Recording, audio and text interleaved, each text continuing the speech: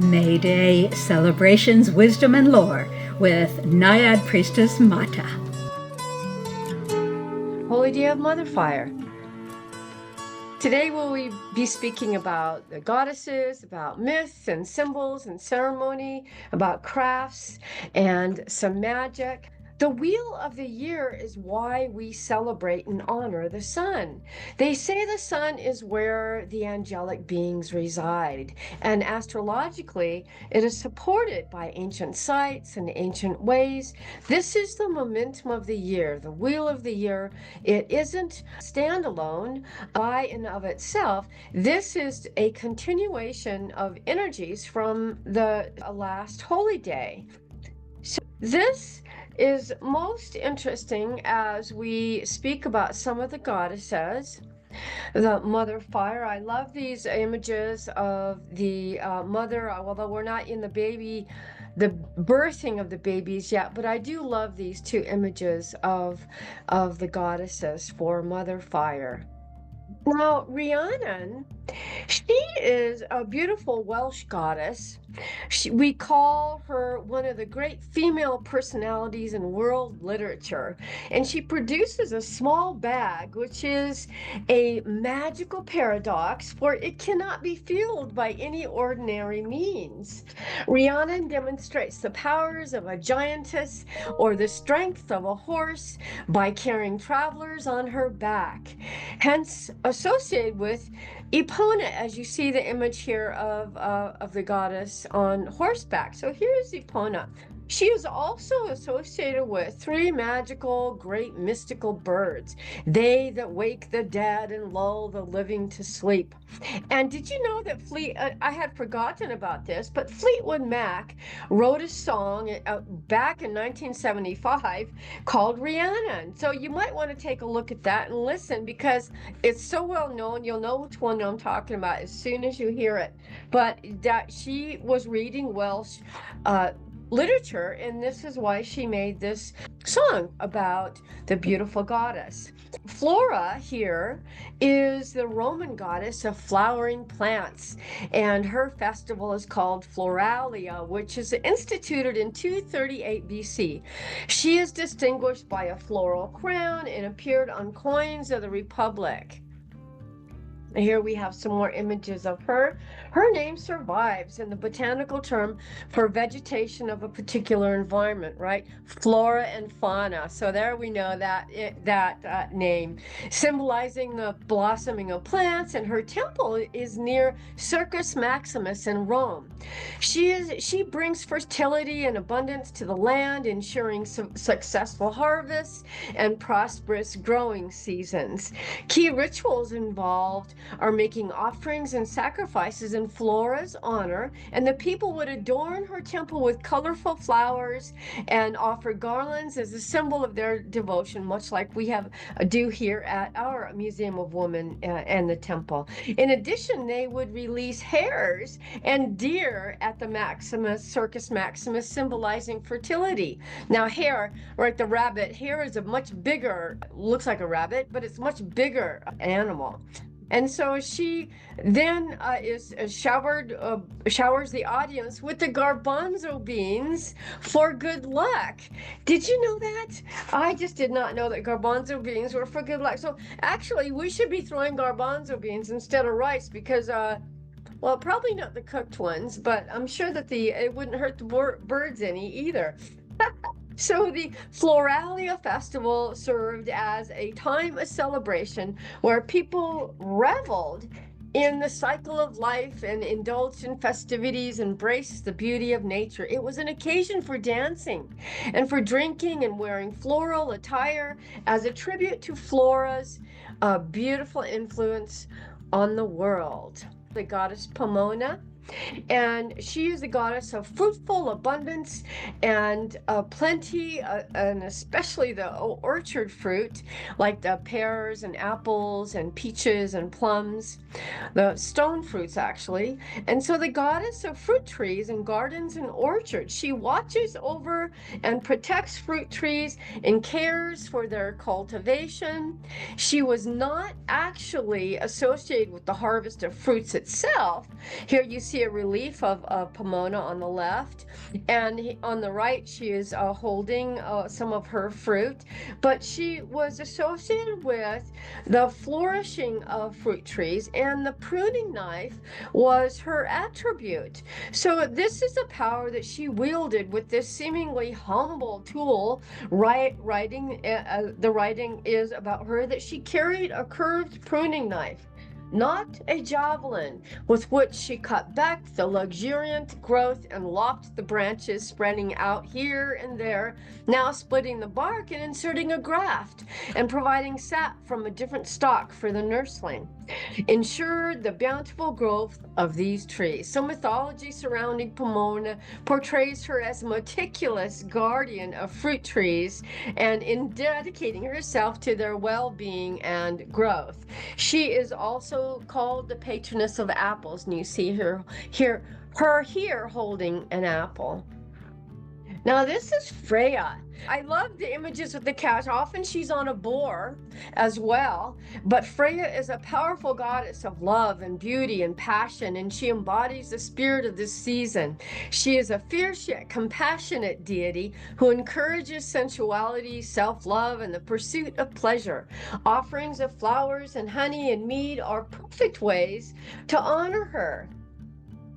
Now the one on the left is a beautiful relief with her, see the boar up on the left there, or actually your left, but her right, and then also the cat beings.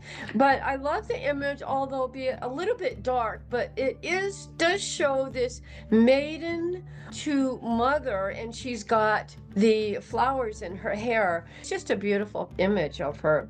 So here we have Bloodwood, she whose name means either flower face or the ancient name for the owl, as you see her with, represents the earth in bloom. She is signified with the Empress card of the Tarot, and she is a goddess of emotions, representing the matrix that reforms transpersonal and universal energies into well-defined life force. And she is also the maiden goddess of initiation ceremonies. May is all about flowers and about blooms, and as well as the joyous, engaging, and fun and music and dancing around the bonfire. It's a fire festival, honor of the sun, and about knowing the warmth of the sun, and celebrating women's fertility and dancing around a fire with friends. The beautiful bonfire, and it's also about making a ceremonial fire to do ritual around for yourself. You could light a candle, or you could light a fire outside in a fire pit or some receptacle. Now the hawthorn bush is also one of the main celebrants of this season, and superstition is don't fall asleep beneath the hawthorn bush, or you may be abducted by the fae. And if you're a witch, you can easily hide in it or turn yourself into a hawthorn bush. So the ancient practice of choosing a May Queen, symbolizing fertility and the archetype of the mother energy, bringing forth life upon the earth, just as all other female beings do at this time of the year in great abundance. And the May Queen is known as the Fairy Queen as well. So broomsticks and besom brooms, as you see here on the left, typically shown as a witch's broom, but they are used for cleansing and purification ceremonies, and they're really good to have in your home. We'll have at least one in your home, and it's connecting you with nature and the spirit world. Or it's also used in hand fastings, jumping the broom. So how to use a besom broom is to swing clockwise to cleanse, and to counterclockwise to banish. Get rid of something. Also, they were placed above doors and windows as protective charms to keep bad energies out. So it symbolizes good luck, and so you don't want to use a new broom if you want a baby. Anyone here? So at the temple, we had a broom decorating and blessing day on the Sunday service. So it really is a beautiful time to go a-maying as well. And this, here we have one of the altars that I had made at this time with all of the red items, red flowers and red fruits and vegetables. Tomato is a fruit. A beautiful time to make an altar. This is the time to go a-maying. Now, Now, for a woman of 18 years and older, it is a time of choosing who you might mate with and have a sexual experience. But it's time to go into the woods. If you are younger, it's time to go into the woods and the fields. A maiden of 11 years or younger, it's about gathering and going into the woods to gather blossoms and walk in the nature and exploring the signs and symbols that are left on the path for you to discover and experience this special time of year, and bring it back and put these items on your altar. As you can see, there's some ferns here. As well as your, if you're past your baby making years, it too is a time to explore your creativity and in the abundance of nature. So you can also at this time of year bathe your face with the early morning dew, and it adds to your beauty, they say. Leave a sprig of flowering hawthorn at your friend's door, which will bring them love and good luck. You might make a headdress as the young maiden on the left here has a beautiful, you can weave one from the flowers that are fresh or that you pick, or you even buy them, and you can make it with the artificial flowers as well. Why not? Then you can keep it for next year. You can decorate a candle. You can make a garland to hang in your home. And here we have the fairy chair. Now, I thought this was really a cool idea. I had forgotten about it. But now this fairy chair is really tiny, but you can take maybe a child's chair that's old and that it's maybe not brand new. You can get a brand new one, or any other type of chair, and decorate it. Just put it in a spot designated for the fairy and decorate it for your garden. You can also make a May Day flower basket. On the right here, you can see this is a forgotten tradition, the May Basket Day, that was a popular tradition in the United States in the 19th and early 20th centuries. On May 6, 1886, it was written that little folks observed the May Basket Day, the custom in hanging pretty baskets to doorknobs, and that was in the Massachusetts Gazette on 1889. And there's a story there that is told of a young man that got up early and walked 1.5 miles to hang a basket on his sweetheart's door, only to find another basket from another beau already hanging there. So Louisa May Alcott wrote about the tradition in Jack and Jill that the job now in May was May baskets, for it was a custom of the children to hang them on the doors of their friends the night before May Day, and the girls had agreed to supply baskets if the boys would hunt for flowers, a much harder task of the two. So Jill had more leisure as well and taste and skill than the other girls, so she amused herself with making a goodly store of pretty baskets of all shapes and sizes and colors, quite confident that they would be filled, though not a flower had shown its head except a few hardy dandelions, and here and there a small cluster of an herb called greater burnet.